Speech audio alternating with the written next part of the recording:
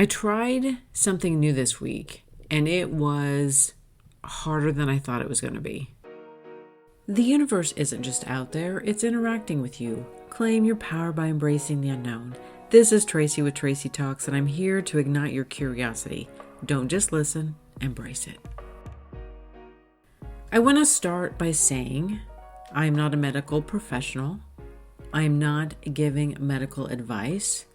I am not trying to change or alter your beliefs on how you approach your health. And I am not giving you any recommendations. There are more times than I would really like to admit that I stop and pause and realize that I am in a completely different phase of life.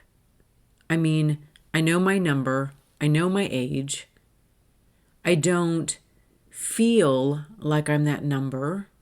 I don't know how I got here because the last thing I really remember was I was in my 20s and in my 30s and things were more carefree, that I wasn't really facing challenges. I mean, I'm going to be honest. The challenges that we have when we're younger are completely different than the experience and situations that we have at midlife. That being said, my body has been changing as well. And I have always been able to feel like I had somewhat control. And obviously that was probably a fantasy that I believed that I was in control of anything. I have always been active. I believe that it is important to maintain movement in your life, however it is.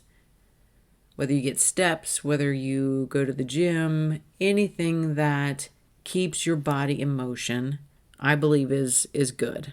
And so these last few months, I have added a couple of steps to my routine. I try to walk at least 30 minutes a day with just the intention to focus on that movement and that exercise. I then started to incorporate push-ups. And when I started this, I could do 20 push-ups, like full body push-ups. I could do 20 of them, but it was a struggle. The first 10 were easy. The 10 to 20 was, I really had to dig deep to get those done. But over the last few months, I have now reached a point where I will do 30 push-ups. I'm not straining and struggling as much. And then I will do my 3 sets of crunches. I'll do 25 for 3 sets, which is 75. And then now I've incorporated and go back to do 20 additional push-ups. In one way, I feel like I have this huge accomplishment, that I'm doing something that I haven't really been able to do. Women seem to lose their upper body strength pretty quickly. And so it's been a conscious effort of mine to try to focus on that part of myself. And it was just this little step that I could add into my routine. I didn't take anything away. I just added something to my schedule. Well, even though I feel I'm at a point where I feel like I'm stronger than I have been in a really long time, and I really can't remember even in my youth when I was doing 50 push-ups all at one time. I feel the strongest. I'm very happy about what I've accomplished and what I'm able to do. But I have also reached a point where my clothes aren't fitting. They're snug.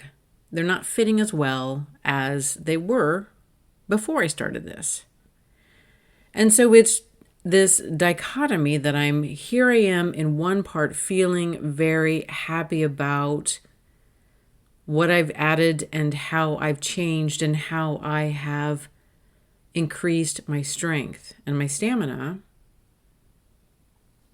another part of my body is slowing down and for some reason isn't reacting in the way that I want it to. I don't feel like I have changed my food intake. I don't feel like I have added anything that's higher in calorie or anything significant in what I eat.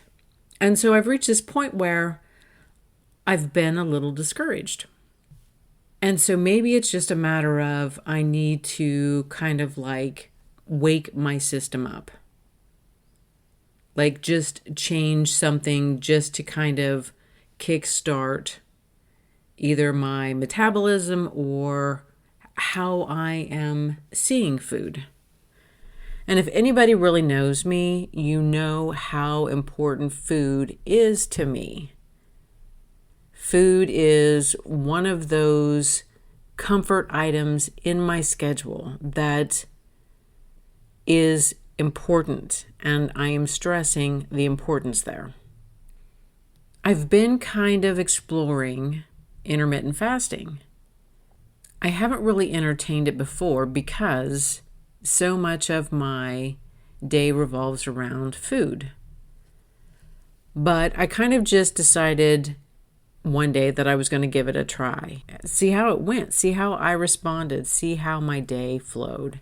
The basic principle here is we are not burning our stored fat because we continue to eat. And so the medical professionals who talk about this, basically we fast for 18 hours a day, and then our food consumption happens within 6 hours.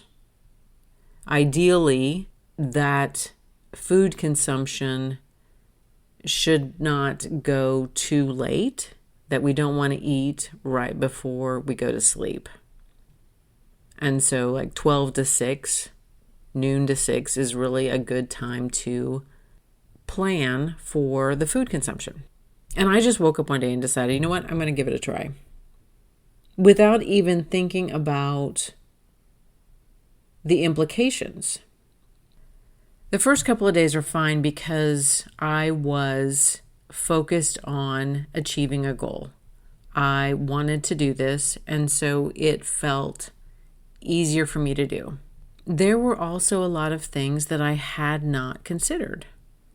And if we go back to when I was talking about adding the push-ups to my routine, when I have reflected here on why I don't think the fasting was working for me or why I was struggling was I am someone who adds things to my schedule.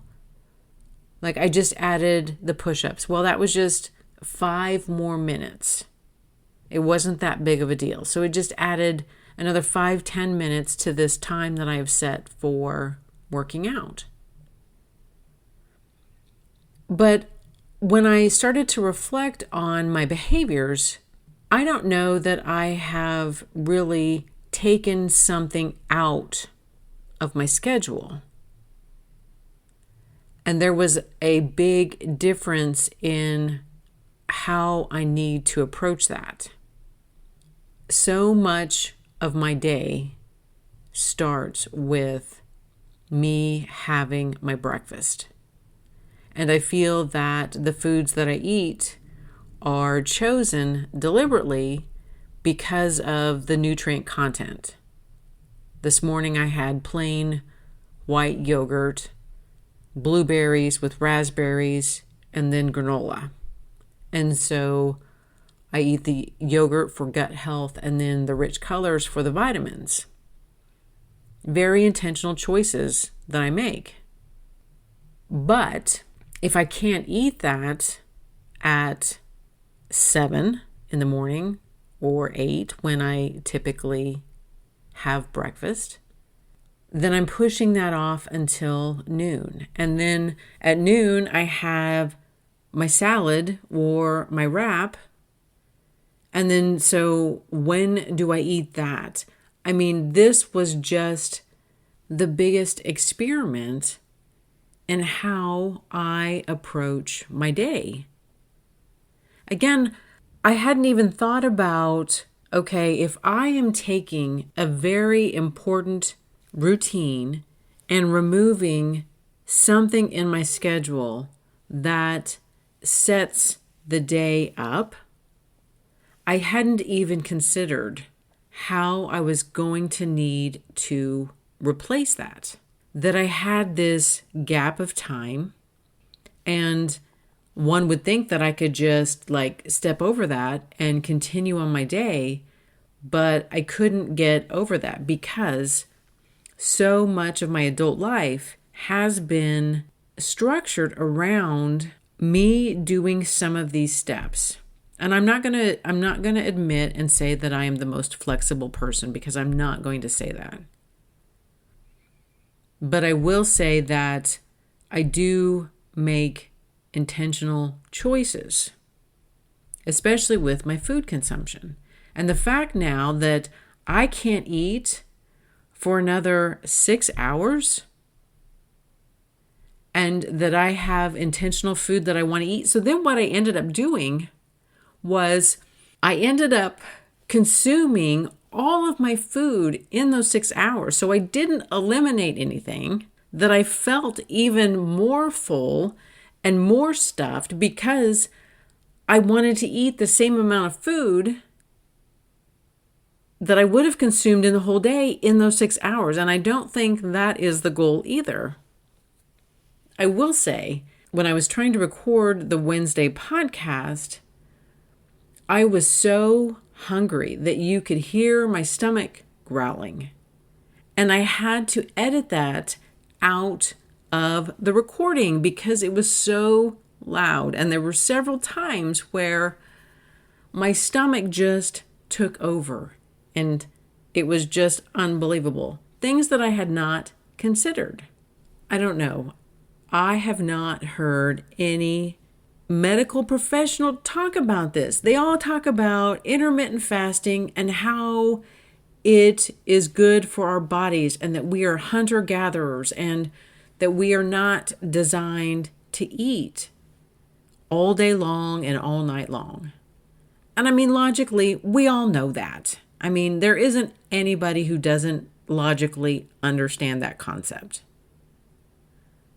But none of them talk about what behavior do you need to do instead of eat. That so much of my day is dependent upon these few steps that I do. And it's a very routine, it's very methodical, very intentional. And nobody on any of these podcasts had talked about intentionally preparing yourself to replace this behavior. What are you going to do instead? If you have a morning breakfast and you routinely sit down and have this time, what are you going to do instead? And when you eat food intentionally for its nutritional value, what am I going to then restructure, and what am I going to remove? It was just this whole other way of thinking that I had never even considered. Like I said, a lot of times when I approach changing a behavior or changing something, it's always been I have needed to add something to my schedule. I've needed to increase something somewhere. Anybody can find a few minutes anywhere in our schedule. It's not like most of us are jam-packed every single day. But I had never considered, what do I need to do when I am removing something from my schedule that has been part of the foundation of how I live? I went to my parents after I had started this, not even thinking, and peaches are in season right now. And I brought peaches home. Well, when you have a garden and you have access to fruits and vegetables, they are ready when they're ready. You don't just get to put things off. And when you have a garden, you eat what is in season. It was like, okay, so here are the peaches. So then I needed to make a pie. Well, that wasn't on the fasting schedule either. I did intentionally try to wait. I was preparing the crust.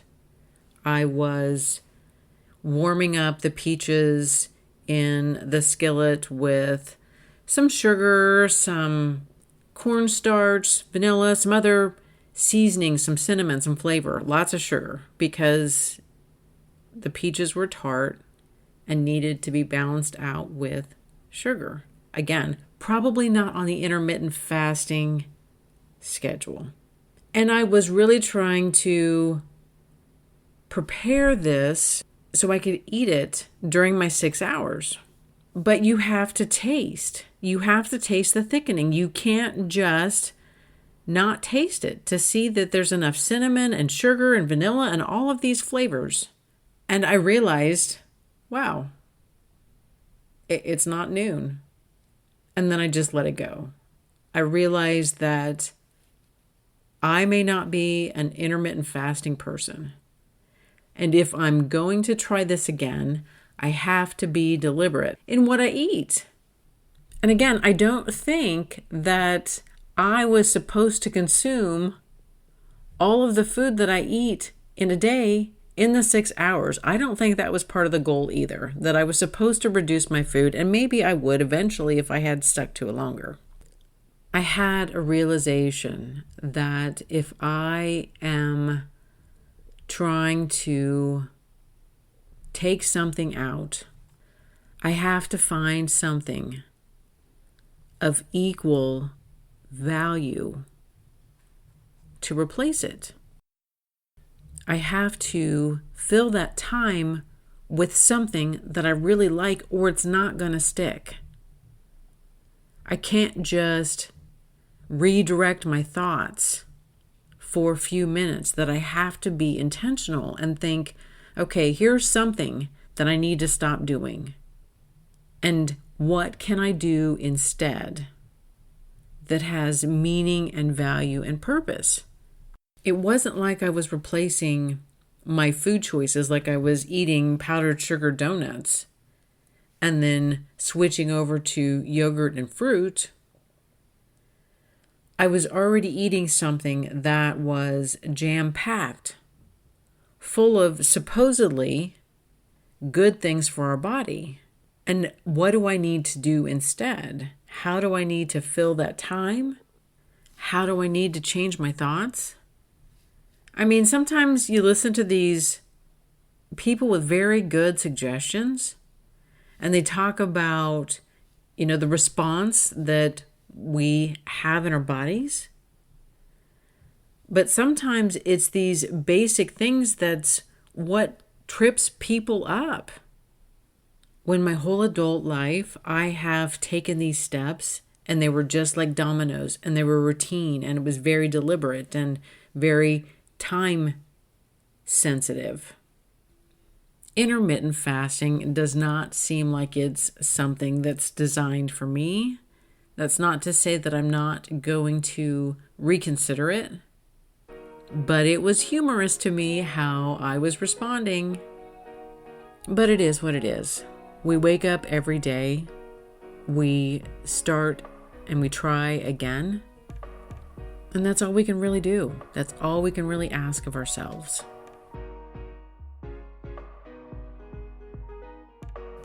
Thank you for listening to this episode of Tracy Talks. Remember to rate, review, and subscribe, and share with others who would enjoy listening to this podcast. Friends can find Tracy Talks available on iTunes, Spotify, Substack, and YouTube. Hit me up on Instagram and Facebook at More Tracy Talks. And until next time, we meet again.